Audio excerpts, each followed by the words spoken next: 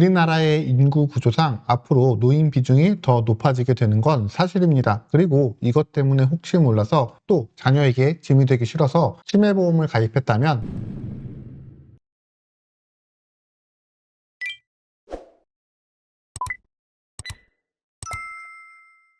반갑습니다. 보험 전문가 굿밸런스 보험 인사드립니다. 오프닝 때 말씀드린 것처럼 혹시 모를 사고, 그 사고로 인해서 자녀에게 짐이 되기 싫어서 치매보험을 가입하신 분들이 있을 겁니다. 좋습니다. 여러분이 보험료를 무한정 쏟아낼 수 있다면 상관이 없지만 과연 이 치매보험이 필요한 보험이 맞을까요? 그리고 실용성은 있기는 한 걸까요? 오늘은 치매보험을 가입하면 안 되는 이유와 그 대안에 대해서 설명을 드리려고 합니다. 먼저 우리가 가입하는 노후대책보험은 어떤 게 있을까요? 방금 말씀드린 치매보험도 있고 최근에는 재가급여보험 그리고 간병인 보험이 있을 텐데요. 그럼 현실적으로 가장 필요한 보험은 어떤 보험인지 한번 살펴보겠습니다. 자, 첫 번째는 치매보험입니다. 치매보험은 치매의 진단이 확정이 되면 지급을 해주는 보험입니다. 그리고 보험을 가입할 때 각각의 등급에 맞는 특약을 구성해주는 것이 이 보험의 특징입니다. 그럼 설계서를 보면서 좀 더 디테일하게 이야기해 보도록 하겠습니다. 예를 들어서 여러분이 이런 치매보험을 가입했다고 가정해 보겠습니다. 치매보험 보험료가 월 77,000원 정도가 됩니다. 그러면 77,000원이고 20년 동안 납부를 하면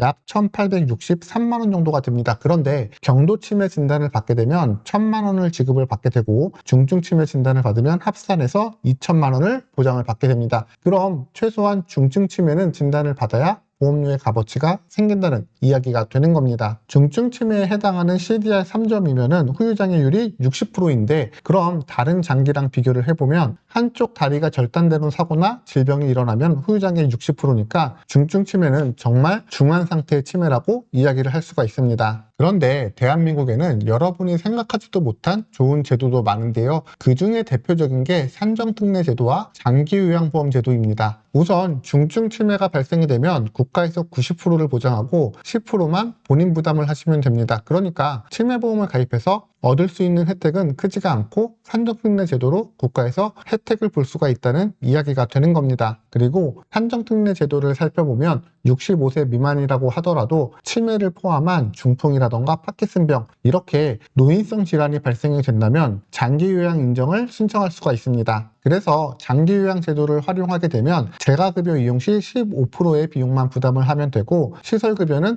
20%만 부담을 하면 되니까 생각보다 치매로 인한 비용 리스크가 높지 않다는 걸 알 수가 있습니다. 그런데 처음에 제가 어떤 이야기를 드렸냐면 노후준비보험은 치매보험 말고 재가급여 그리고 간병인 보험이 있다고 이야기 드렸습니다. 재가급여 보험은 집에서 케어를 받을 때 또는 노치원 등을 이용할 때 보장을 받을 수가 있고 간병인 보험은 일반 병원과 요양병원에서 모두 사용이 가능합니다. 그런데 재가급여 보험은 치매를 포함해서 다른 질병과 상해로 등급 판정을 받아도 보장이 가능하고 간병인 보험도 치매를 포함해서 여러 질병과 상해의 목적에 부합되었을 때 보장이 가능합니다. 그러니까 보험료가 무한정 있다면 모를까 보험 가입의 우선순위를 정해야 하는 건데 그게 치매보험은 아니라는 이야기가 되는 겁니다. 그럼 간병인 보험과 재가급여 보험을 선택해야 하는 건데 먼저 재가급여 보험을 정리해 보겠습니다. 재가급여 보험은 방금 전에 설명드린 것처럼 1에서 5등급 판정 그리고 인지지원 등급 판정 시 지급이 가능하고 등급에 따라서 노치원 이용 비용이나 아니면 복지용구 사용 시에도 보장이 가능합니다. 그래서 재가급여 가입 시 어떤 곳에 조금 더 중점을 둘지 방향을 잘 정하셔야 되는데요. 어떤 상품은 복지용구가 아예 지원이 안 되는 상품도 있고 또 어떤 상품은 복합재가가 지원이 되는 상품도 있고 또 어떤 상품은 체증이 되는 상품도 있습니다. 이건 나이와 상황에 맞춰서 잘 설정을 해서 가입을 하셔야 하는데요. 그럼 어떤 경우에 보장을 받을 수 있는지 좀 더 자세히 살펴보면 크게 5가지 분류로 나눠지게 되는데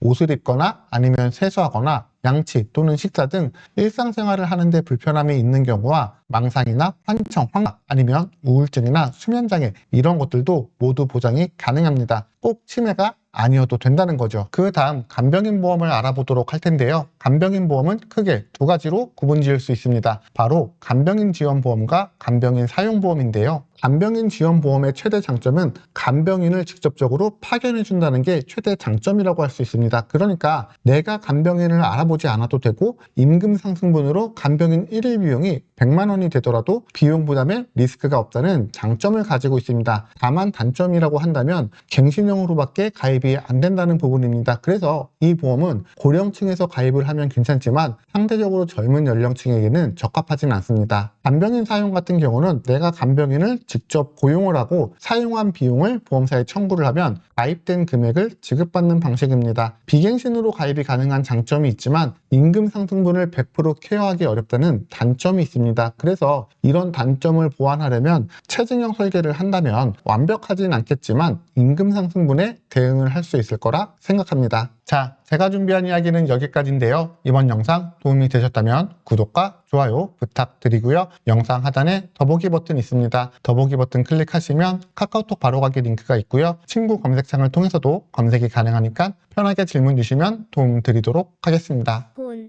광고는 광고 심의 기준을 준수하였으며 유효기간은 심의일로부터 1년입니다.